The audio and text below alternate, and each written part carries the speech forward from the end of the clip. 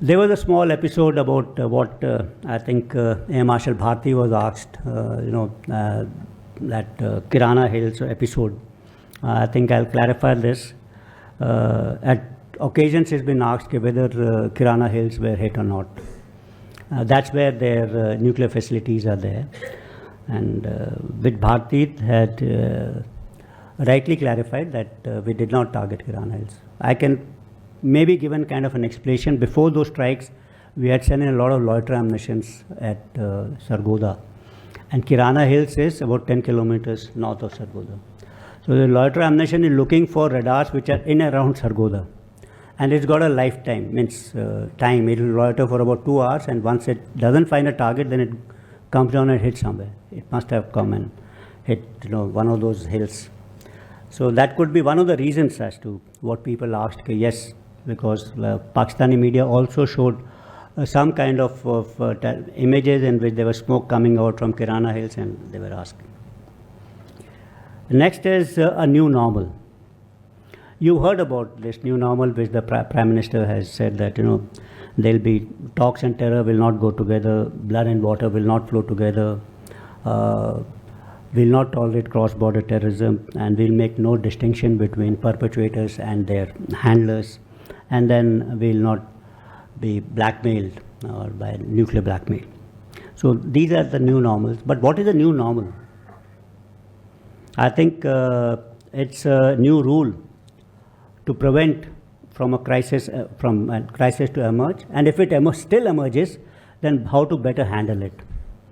So after, say, COVID-19, the new norm was work from home, which has caught on with people and still continues with it.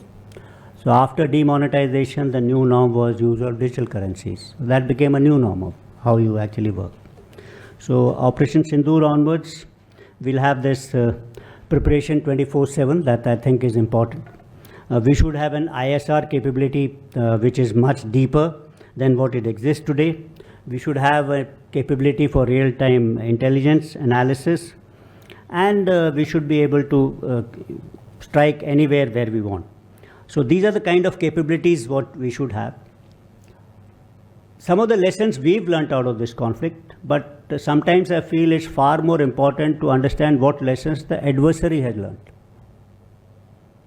And to those lessons, how is he trying to, whatever shortcomings he's noticed, what is he doing about it? I think that is more important than the lessons what we have learnt. I'll now talk about the possible lessons which Pakistan would have learnt and what it has done. First is, I think there was a lack of integration between the three services. Second is lack of coordination between conventional and its nuclear forces, and a singular command authority over conventional and nuclear missiles, both.